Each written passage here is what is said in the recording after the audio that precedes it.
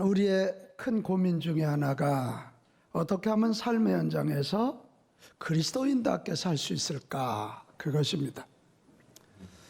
어떻게 하면 우리 삶의 현장에서 하나님의 자녀답게 살아서 하나님께는 영광 올려드리고 이 땅의 사람들에게는 인정받고 칭찬받을 수 있을까? 그런 고민인 거지요.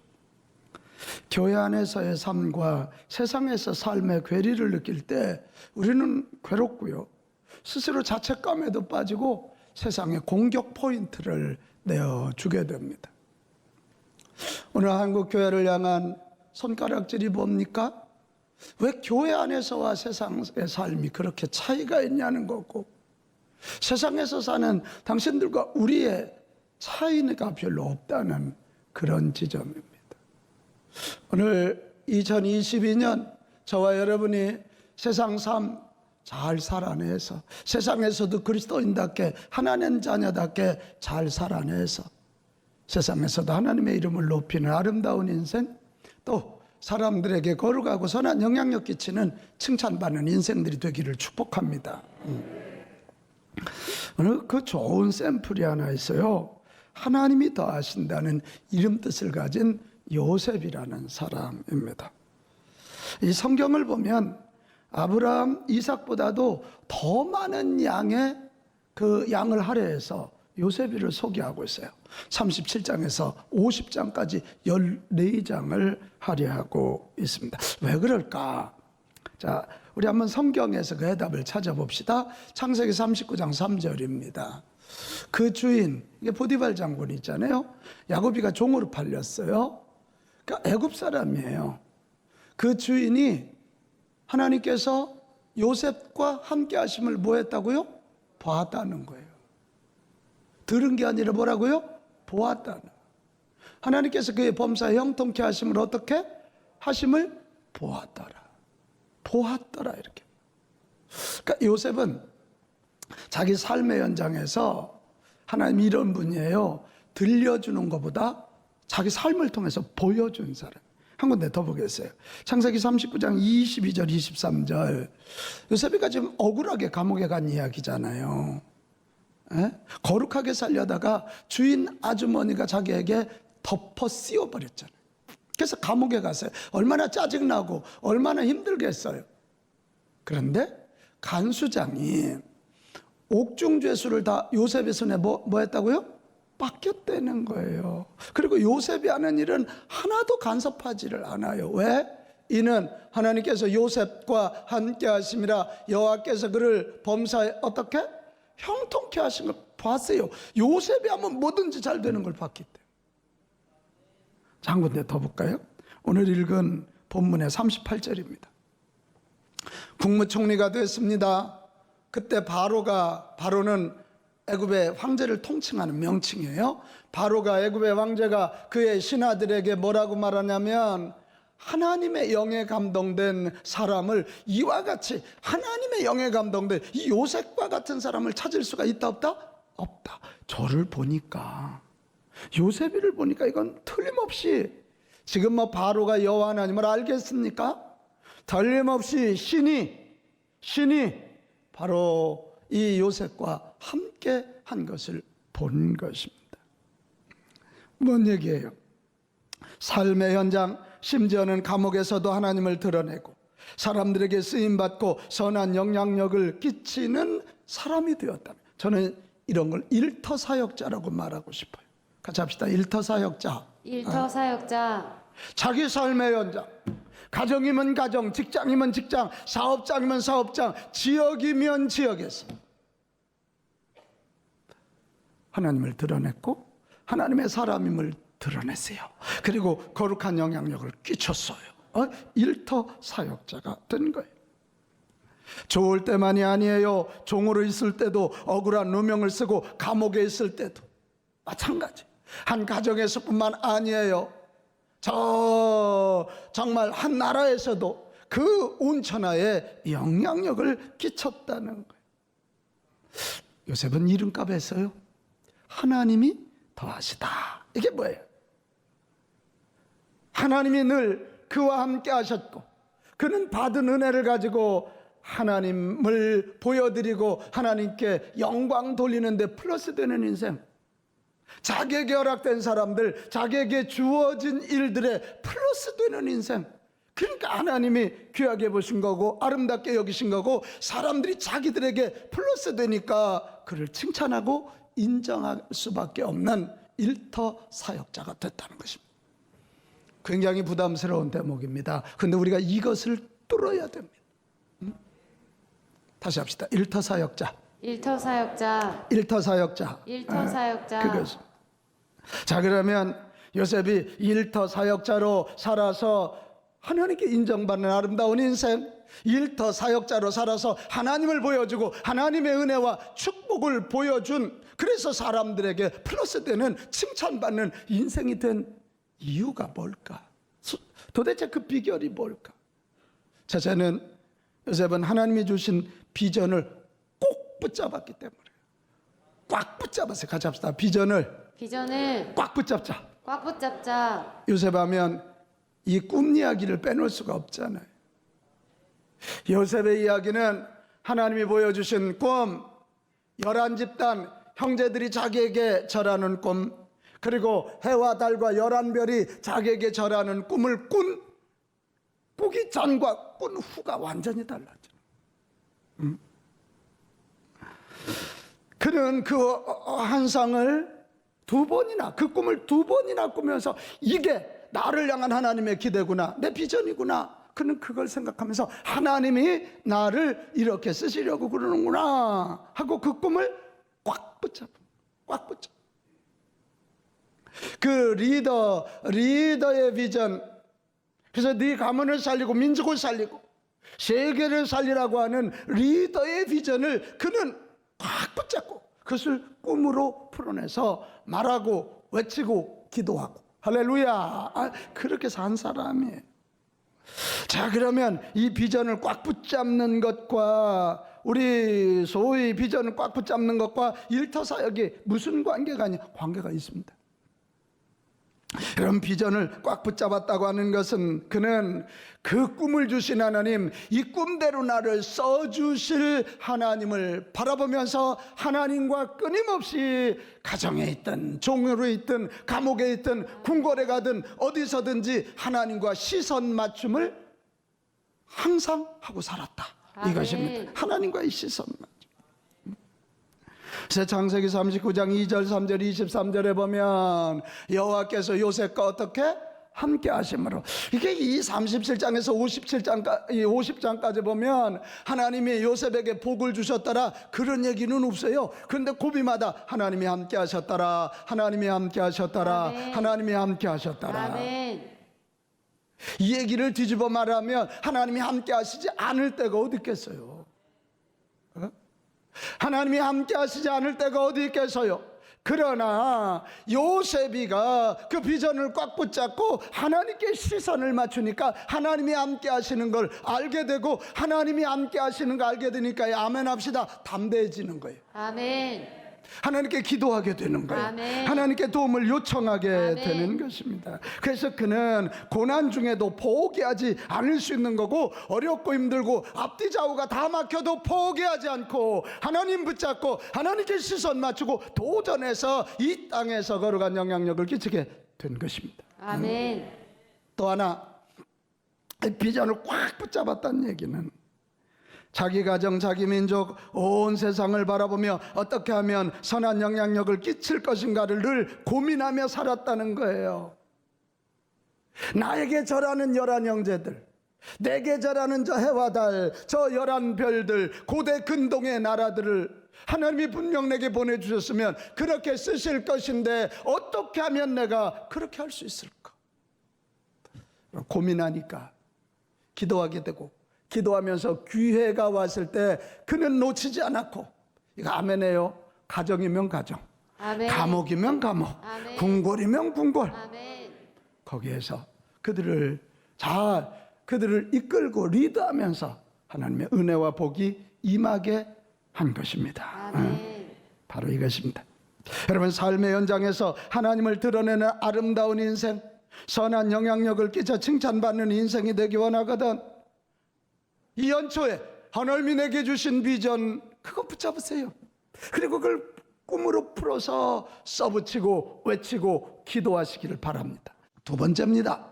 요셉이가 일터 사역자가 되어서 아름다운 인생, 칭찬받는 인생이 될 수 있었던 이유는 닥쳐온 고난을 선용하였기 때문에 그래요. 같이 합시다. 고난을 선용하자. 참 이게 뭐 고난 없는 인생이 어디 있어요? 여기 고난 없었던 인생 손 들어보세요. 한 번도 없죠. 한 번도 없어요. 요셉은 다른 사람들보다 유난히 고난이 많았어요. 왜요? 꿈 때문에, 하나님이 주신 꿈 때문에 형들에게 미움을 받아 팔려 종까지 되지 않습니까? 그렇게 11번째 아들로 소위 아주 편애를 받았던 사람. 근데 꿈 때문에 이국 땅에 종으로 팔려가게 됐습니다. 거룩하게 살려다가 감옥까지 가게 됐습니다. 참 기구한 인생입니다. 그러나 같이 합시다. 그러나 이게 중요한 거예요. 똑같이 고난이 오는데 요셉은 그러나 이 고난을 선용했다는 거예요. 그래서 제가 가만히 요셉의 고난 대처법을 보니까 두 가지로 정리할 수 있어요. 하나는 요셉은 고난을 용광로로 썼다. 뭘로 썼다고요? 용광로가 뭐 하는데? 여러분, 원석을 거기다 집어넣으면 불순물이 다 녹아나고 철만 남습니다. 금만 남습니다. 이 용광로는 나를 순수하게 만드는 거예요. 용광로는 나를 단련하는 거예요. 쳐서 복종시키는 거예요. 한번 여러분 가만히 생각해 봐요. 요셉이는 아버지의 편애를 받았기 때문에 얼마나 유치 찬란했겠어요. 저밖에 몰라요. 아니, 자기 아버지가 있는 집에서 형님들 양치는 데까지 100km가 떨어져 있는데 글쎄 그 형님들 잘 하나 보라고 할 때 웬 채색 옷을 입고 가요. 형님들은 그거 보기만 해도 눈이 뒤집혀. 어떻게 아버지가 그냥 요셉만 이뻐할까? 근데 채색 옷을 입고 가는 거예요. 아직 철이 없는 거예요. 유치찬란하죠. 근데 이 고난을 용광로로 생각할 때 그는 함께 사는 법을 배우기 시작한 거예요. 그게 어디서 나오냐? 그렇게 해서 종으로 팔려갈 때 보디발 장군의 집에 가서 다른 종들을 잘 리드하고 있는 거예요. 감옥에 가서도 다른 사람과 함께하는 게 얼마나 귀한지를 알고 다른 죄수들과 잘 보내니까 간수장이 맡긴 거고, 나중에 애굽의 국무총리가 되었을 때도 거기 가서 다른 신하들과 부딪히지 않아요. 요셉이는 히브리 족속이고 애굽 본류 사람이 아니니까 얼마나 부딪힐 수 있어요. 그런데 그는 이 고난을 용광로로 사용해서 자기 유치함, 그것을 녹여낸 거예요.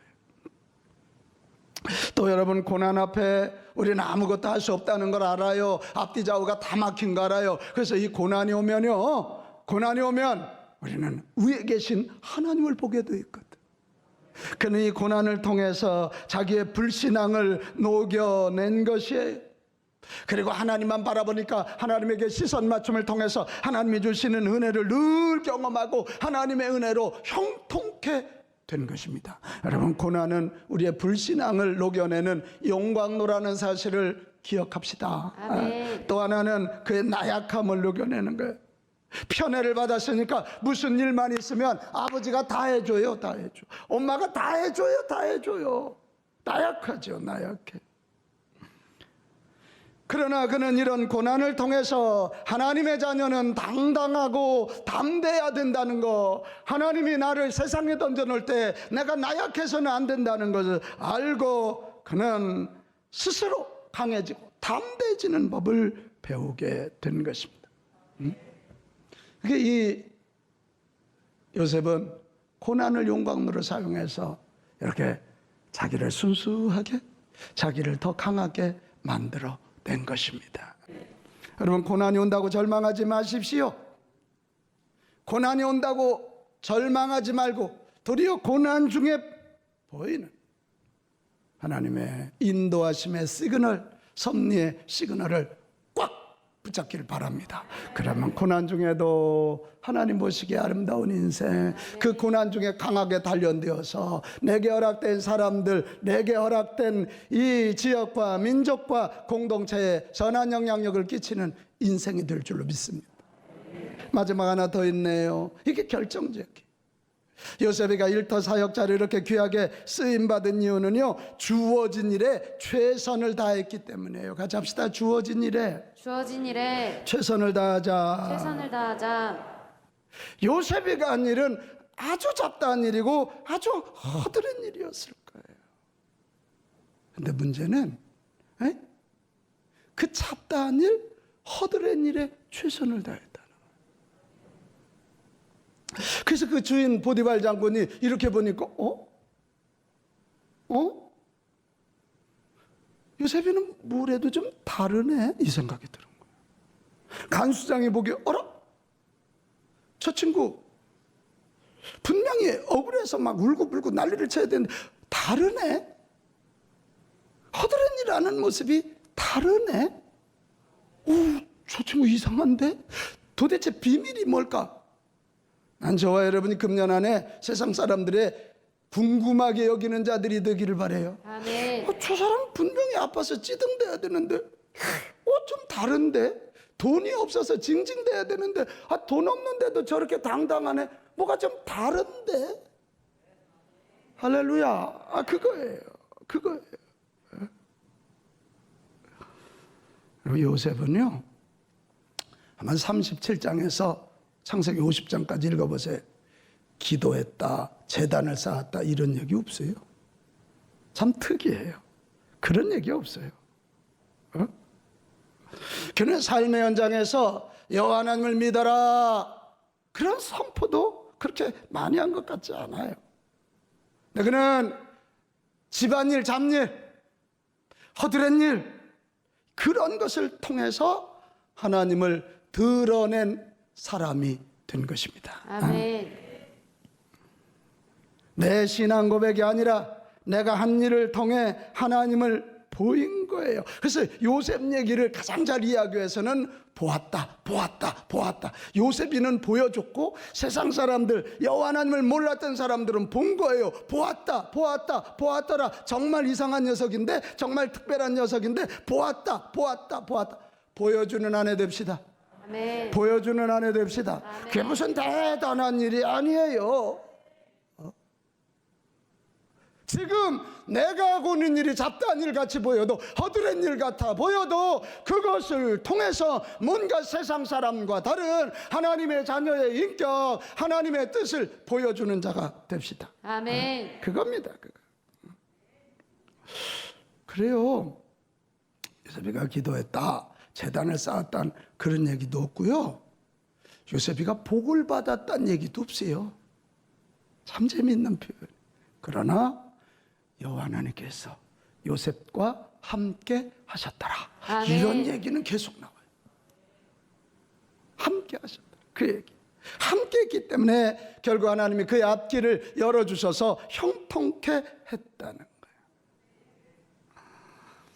거예요. 오늘 이 대목이 어려운 대목인데 우리가 반드시 넘어야 할 고비입니다. 같이 합시다. 하나님을 보여드리자. 하나님을 보여드리자. 말로 해서 듣게 하는 것보다 먼저 보여주자. 이 디트리트 보네퍼라고 하는 참 대단한 목사님이시고 신학자잖아요. 나치와 싸웠던 그분이, 이 디트리트 보네퍼가 이렇게 표현했어요. 하나님의 임재 앞에서 하나님이 계시지 않은 것처럼 살아가기. 이게 뭐래요? 분명히 하나님이 임하셨어요. 하나님이 함께 하셔요.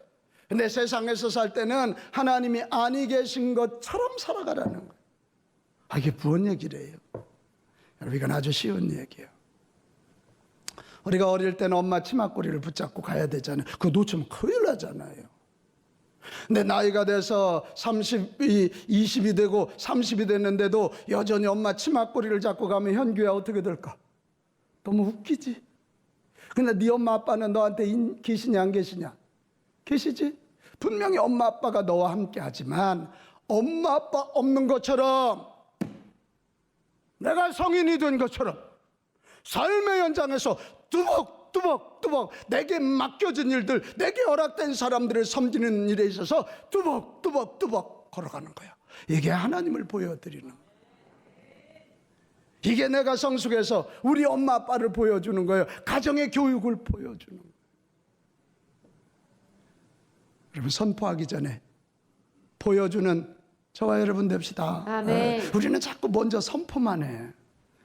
예수 그리스도의 십자가 부활, 오케이, 그것도 해야죠. 그러나 먼저 하나님의 사랑을, 예수님의 사랑을, 하나님의 능력을 보여줍시다. 아멘. 그러면 그들의 만문이 열린 곳에다 주의 복음을 선포할 때 그들은 예수 믿고 구원받는 놀라운 일이 일어나게 될 것입니다. 이런 면에서 요셉의 삶의 클라이맥스는 어딜까? 우리는 대개 요셉이 국무총리가 된 거라고 생각하는데 아닙니다. 국무총리보다 더 중요한 건 그가 국무총리가 되어서 어떻게 하나님의 뜻을 보여주었는가 합니다.